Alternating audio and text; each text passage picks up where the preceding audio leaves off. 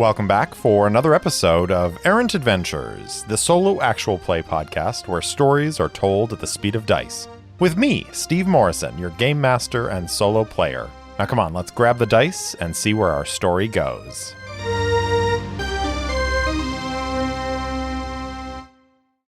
Welcome back to Errant Adventures. As always, I'm your game master and solo player, Steve Morrison, and I just wanted to welcome you back to Season 3 of the show, as we are returning to Ironsworn, Starforged, and the Tarquinverse, as I have dubbed it, my version of the Forge that began in Season 1.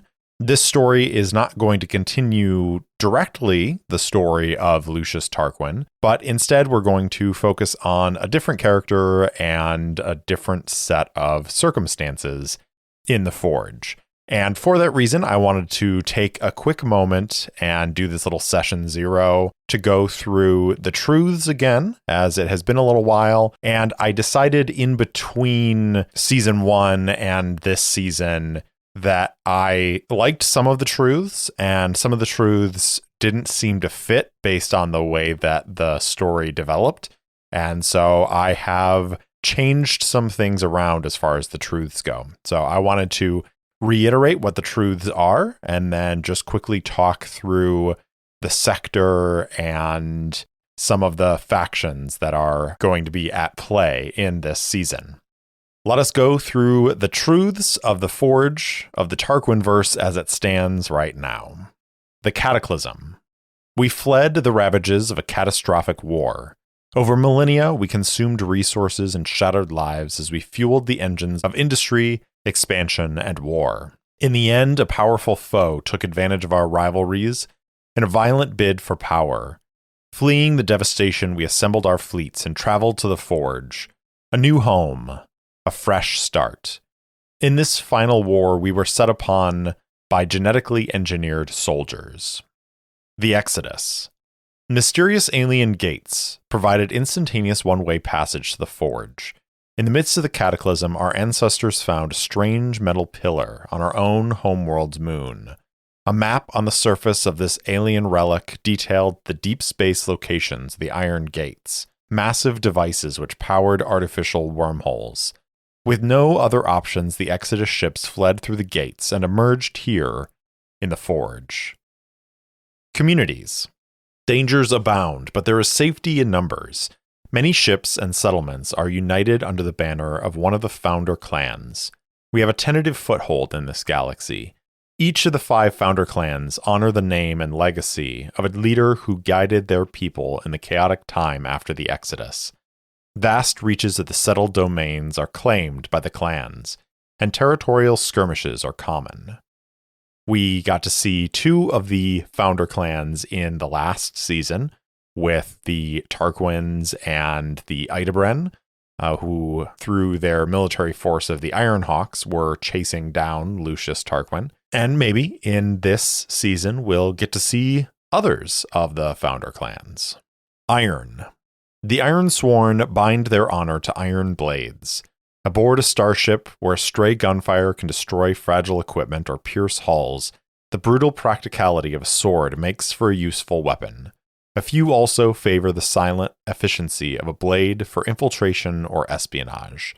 Most importantly, when the Ironsworn swear a vow upon a sword, they bind their commitment to the metal. If they forsake a vow, that iron must be abandoned.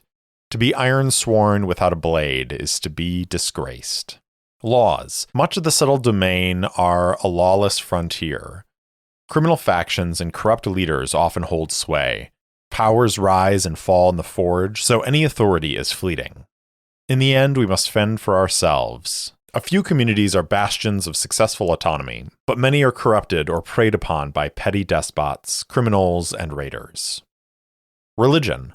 Our gods failed us. We left them behind. The Exodus was a tipping point.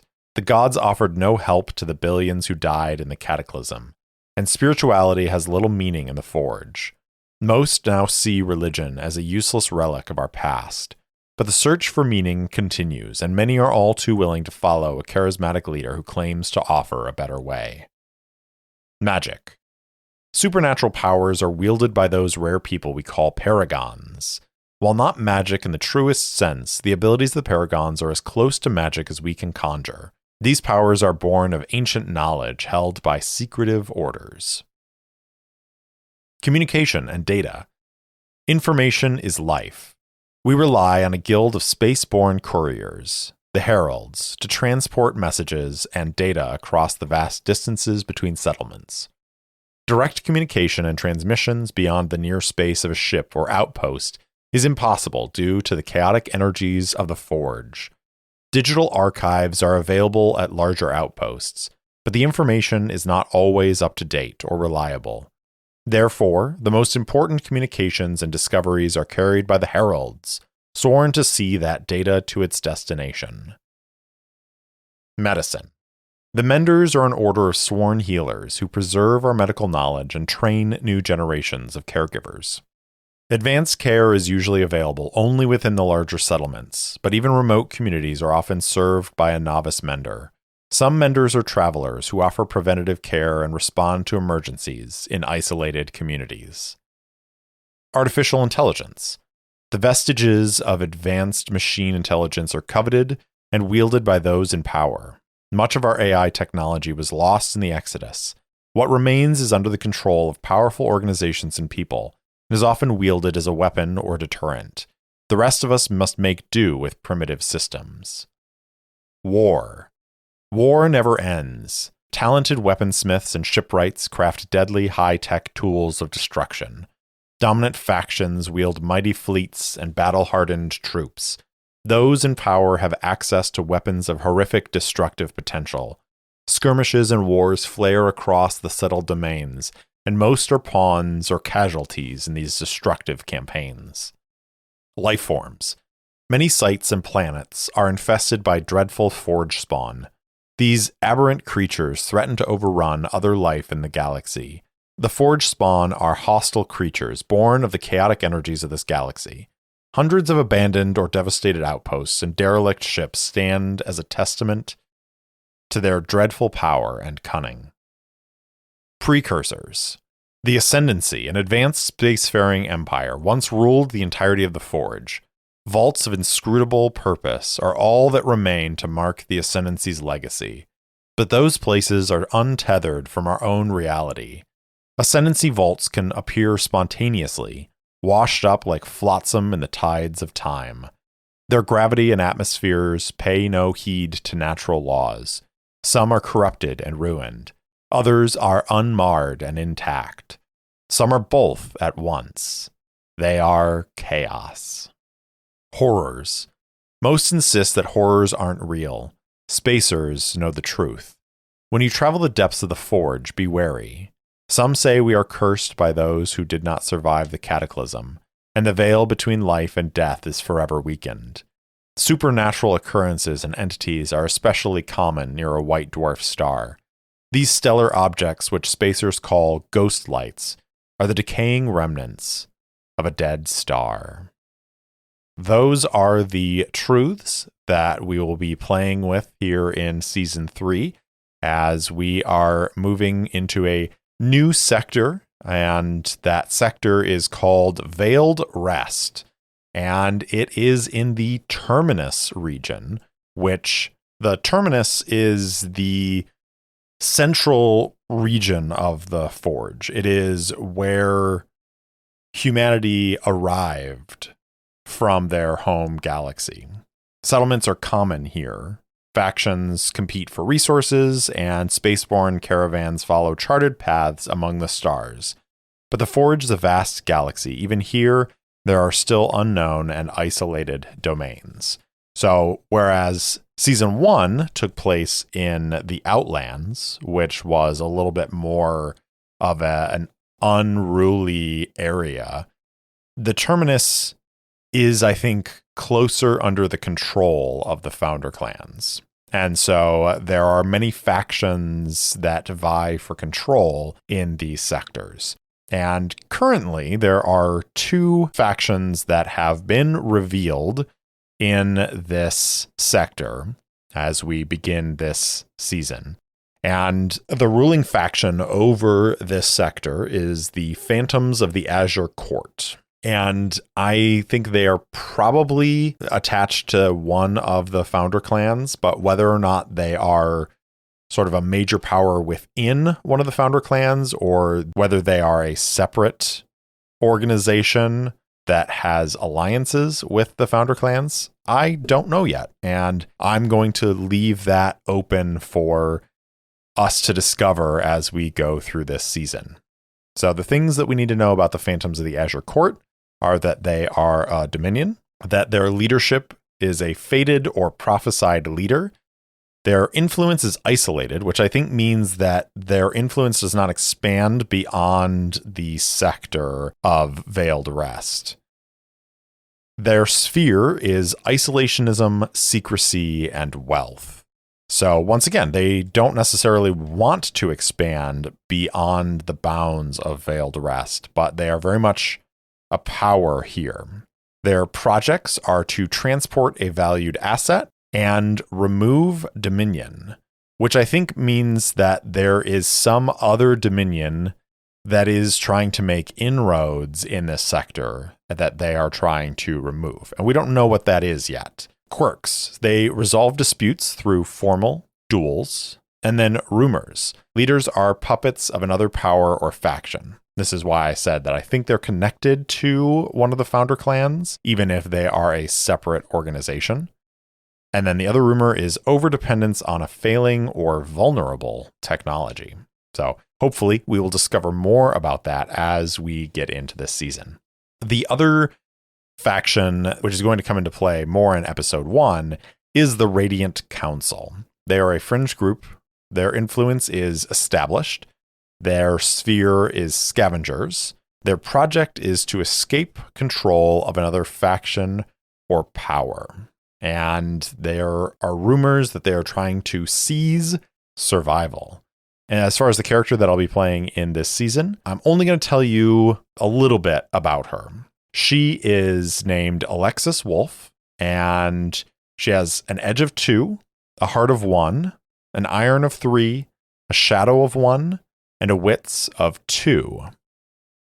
Her starship is called the Dead Reckoning, and she has an overseer asset that is called Valkyrie. And this is an AI module that keeps watch over the vehicle's systems and sensor data. She is also a mender. When you give medical care to heal yourself or another character, add +1. If you're treating someone other than yourself, take +1 spirit or +1 momentum on a hit. So she is a mender. She has a starship and an AI companion. And she has one other asset that I'm not going to tell you right now. We'll discover that as the season progresses. But she is a woman in her maybe mid-30s who has been traveling the Forge for a year or so as a mender, trying to do some good in this strange, desperate cluster of stars. We are joining Wolf in the middle of an iron vow. And so I will give you now a little bit of background on the start of that vow. It's not necessary for understanding what's going on. So if you want to skip this part and just jump right into episode 1, you'll pick up where the action starts. If so, I will see you in episode 1. But for those of you who want to get a little bit more background on where things are starting off, here we go. Alexis Wolf arrives on Scirocco, a space station, over the jungle planet Iris. She has heard they are having trouble with volatile energy sources that are making people sick. She's arrived to investigate. Fortunately, she has a contact on this station, whose name is Raven Kai. Wolf visits this contact, a pilot who she has chartered with before when passing through the system, to get a little bit of a lay of the land and see if there's anything she can do to help. Leadership on Scirocco Station is ineffectual at best, so as usual, they're not doing much. She does some investigating, and we determine that the nature of the volatile energy sources is some sort of advanced life form. To Wolf's horror, she learns from Raven that scientists from the Radiant Council have been kidnapping creatures from Iris and experimenting on them for their potential as a power source. Wolf swears an iron vow to find the Radiant Council research facilities and free those creatures. Raven warns that the Radiant Council is not to be trifled with, and that if Wolf intends to go after them, she can do it without Raven's help. There's no way Raven is sacrificing their position on the station for this fool's errand.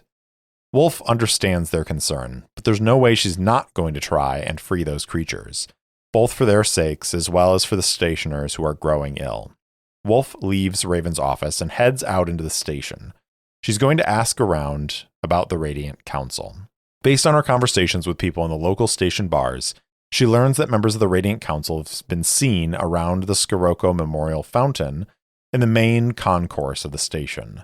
One person she talked to even heard them talking about the blessed waters of the fountain. Curious about this, she heads to the concourse to see the fountain for herself. It's a large flowing edifice with water transported from the surface of the jungle world Iris and passed through filtration.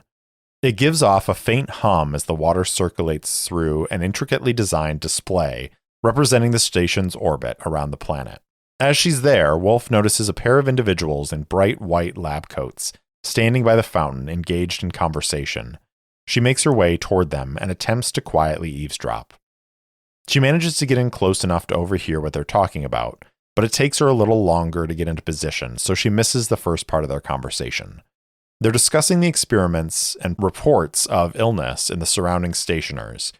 One of the researchers is concerned that they might be causing the sickness in stationers, considering the unusually high levels of energy output the creatures have been generating, especially since a number of researchers have been mysteriously reassigned within the last week.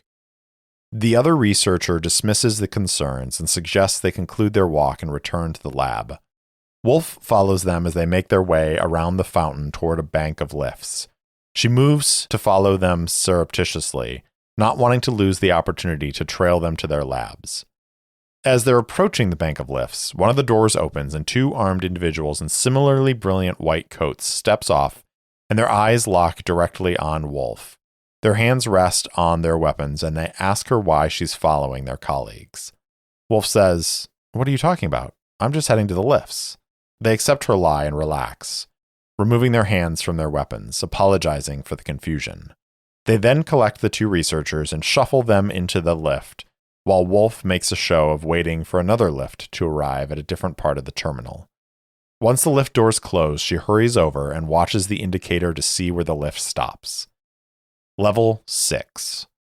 She has a much better idea of where the lab is located now, and she can continue her investigation. That is where episode 1 will pick up, so I will leave it off there as we have introduced the truths, we've introduced the sector and some of the factions and the character. And so I hope you will join me in episode 1 as we get into season 3 of Errant Adventures. Thanks for listening to Errant Adventures, and thanks so much to Sirenscape for the lovely ambient sounds and music throughout the episode. If you enjoyed the show, please spread the word, and if you want to support the show directly, leave me a review or buy me a coffee at ko-fi.com/errantadventures. If you want to interact with me, I'm at Errant Solo Pod on Twitter and Instagram, or you can email me at errantsolopod@gmail.com. I also post campaign-related materials on my website, errantadventurespod.com. Thanks again for listening, and I'll see you next time.